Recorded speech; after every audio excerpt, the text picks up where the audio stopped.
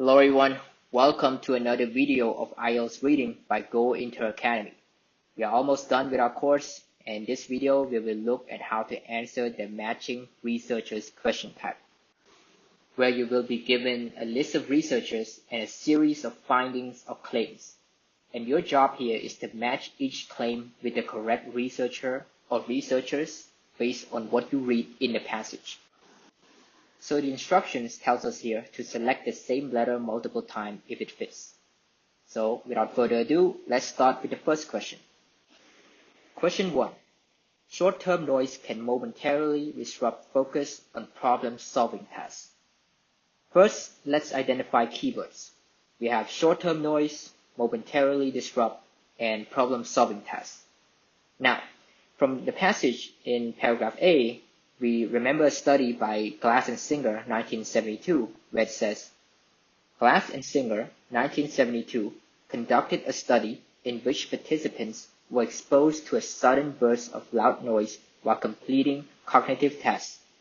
Initially, their performance was disrupted, but within a few minutes, they adjusted and performed at the same level.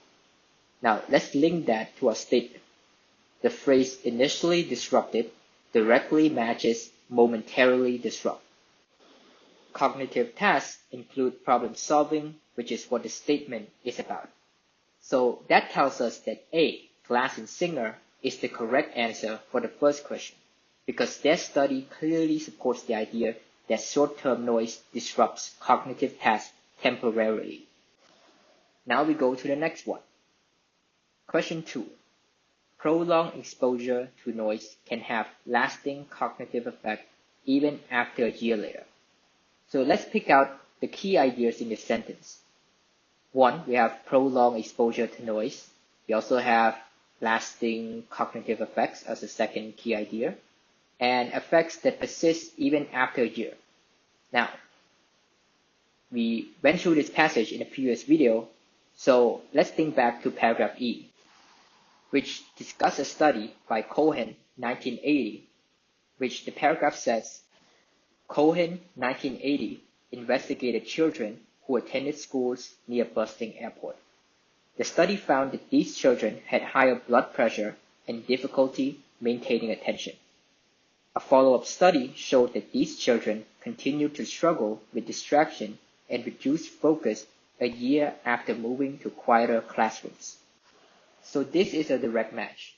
Prolonged exposure has the same meaning to children exposed to daily airport noise, while lasting cognitive effect has the same meaning as trouble with distraction and focus. So this means the correct answer is D, Cohen, 1980, because this researcher and their study perfectly match what's described in the question. Now we go to the third question. The psychological belief of having control over noise can reduce its negative impact.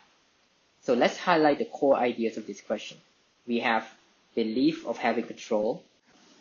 We also have can reduce negative effects of noise.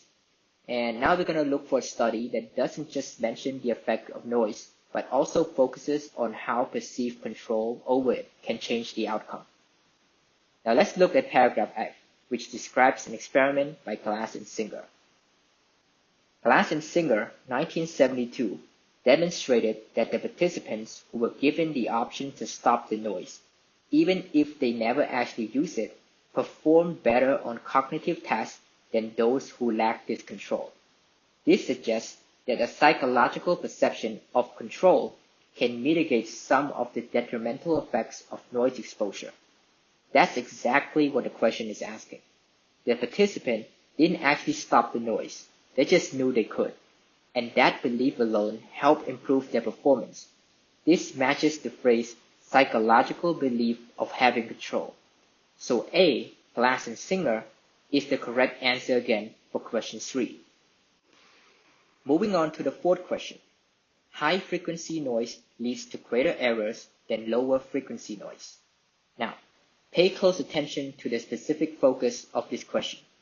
It is asking about the type of frequency of noise, high versus low, and its impact on the rates of error. So we're looking for a study or a paragraph that directly compares high-frequency noise to low-frequency noise and tells us which causes more errors. Now, let's review all 6 paragraphs from the passage. Paragraph A focuses on general noise exposure and adaptation. Paragraph B talks about multitasking versus single task performance under noise, but no mentions of high or low frequency. Paragraph C compares predictable versus unpredictable noise, not really the frequency of noise. And paragraph D talks about the noise structure, like predictable, unpredictable, and the after effects, but it didn't mention anything about frequency as well. Paragraph E talks about chronic noise exposure, especially in children, but again, still no mention of sound frequency. Paragraph F talks about control over noise and its psychological effect, not about frequency. So there's no mention anywhere in the passage comparing high frequency to low frequency noise. Even though this statement sounds scientific, the passage does not provide any information about this at all. So we can say that E, none of the above, is the correct answer for question 4. This is a classic trap question that you often see in the IELTS. This type of question is designed to test your ability to detect irrelevant or missing information. Now we go to the last question of this question type. Noise has a greater effect on memory tasks than on visual tracking tasks. So now let's break this down. We're comparing the impacts of noise on 2 different task types. 1.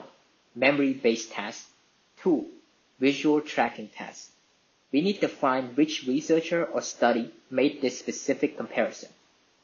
In paragraph B, we find that Finkelman and Glass, 1970, discovered that while noise had little impact on a person's ability to track a moving object, it significantly impaired memory-based tasks, particularly when individuals had to recall and repeat numbers while performing another task.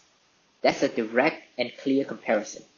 Visual tracking, not much affected by noise. Memory tasks, significantly affected. So C, Finkelman and Glass, is the correct answer for the last question. Alright guys, so that's a wrap for this video.